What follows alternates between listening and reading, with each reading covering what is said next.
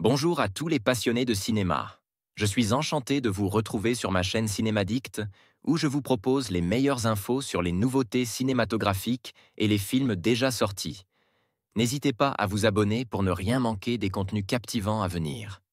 Bonjour à Allons-y. tous, et bienvenue sur ma chaîne. Aujourd'hui, je vais vous parler d'un classique de l'animation, Albator, Corsaire de l'espace. Dans cette vidéo, je vais partager ma critique de cette série emblématique, en explorant ses thèmes, ses personnages et son impact sur la culture populaire.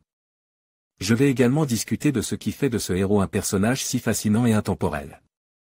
Restez avec moi pour plonger dans l'univers d'Albator et découvrir pourquoi cette œuvre continue de captiver des générations entières. C'est parti.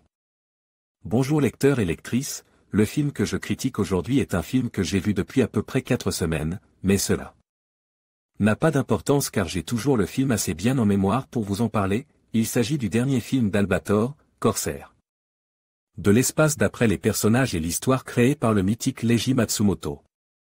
J'ai découvert Albator grâce à la série TV de 78 qui passait à la TV quand j'étais petit, quand je regardais cette série ayant peu. Être 8 mois 9 ans cela me déprimait. Je trouvais la série vraiment morbide avec une ambiance que je ne supportais pas, la VF et les musiques qui étaient tout simplement horribles et dépressives, autant vous le dire je détestais cet anime et il n'était vraiment pas question que je regarde de nouveau ça. Puis petit à petit je me suis intéressé un peu plus à la japanimation et voulant regarder les grands classiques de ce genre j'ai réessayé de regarder un épisode mais cette fois en version originale japonaise, et je suis immédiatement tombé sous le charme de cet anime. Car la série avait vraiment été massacrée par la version française avec des chansons et musiques plus minables les unes que les autres. Ainsi que le doublage qui était très irrespectueux par rapport à l'œuvre originale. Donc voilà on peut dire que maintenant je suis un grand fan d'Albator, donc je redoutais ce nouveau film entièrement en 3DSE. Que j'avais raison de douter sur cette version? Vous allez le découvrir dans la suite de la critique. La réalisation est juste exceptionnelle.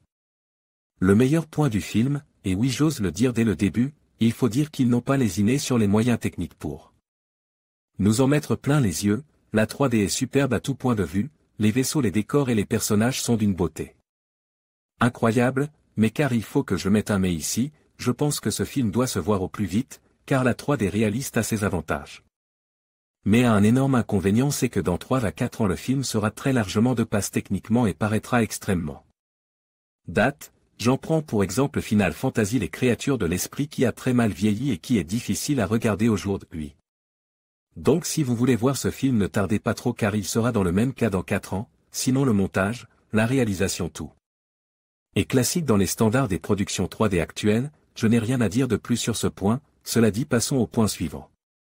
Les acteurs, je ne peux pas tellement en parler car il s'agit d'un doublage et qu'en plus j'ai subi le film en version française.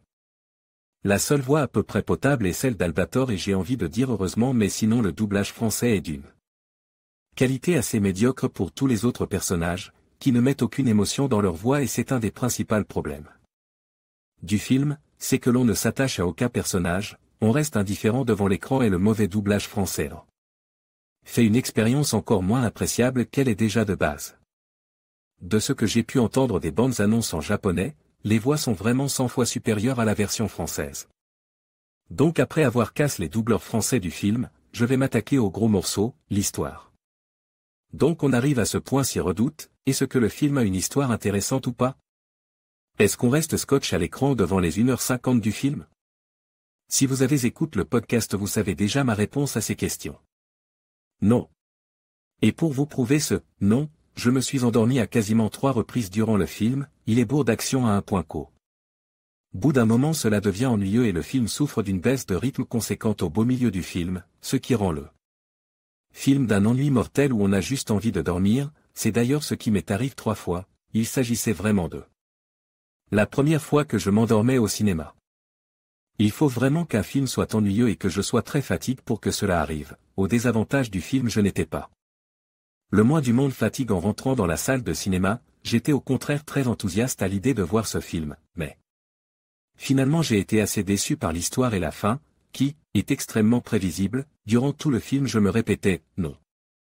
Ils n'oseront pas faire quelque chose d'aussi simple, d'aussi prévisible mais qui finalement mettront les fans en colère. Eh bien mesdames et messieurs ils l'ont fait, ils ont mis les pieds dans le plat très profondément et fait en même temps un gros doigt d'honneur à tous les fans de la première heure en réinventant toute une mythologie si bien développée lors de toutes les séries mettant en scène Albator. D'accord, Star Trek de J.J. Abrams a aussi fait la même chose, mais il l'a fait de manière beaucoup plus intelligente. Et recherché que dans ce film avec une matériel de base respecte et des personnages toujours aussi intéressants à suivre, ici aucun. Des personnages secondaires ou principaux ne sont exploités à leur juste valeur, on suit des modèles 3D certes jolis mais sans âme. Pour lesquels on n'a vraiment aucun intérêt et où on supplie que le film se termine bientôt. Voilà pour l'histoire qui, comme vous avez pu le comprendre, n'était vraiment pas superbe, et maintenant on passe au dernier point. La musique, où sont passées les musiques enchanteresses et magnifiques de la version japonaise de l'anime. Et bien comme ils ont décidé de gâcher encore plus la franchise, ils ont remplacé toutes les magnifiques musiques et chansons japonaises par une musique des plus génériques. On a l'impression d'avoir écouté cette musique des milliards de fois, et ici elle nous est resservie. Sans grand intérêt, à la limite de l'overdose où on sent que l'on va vomir tellement on ne peut plus supporter cette musique.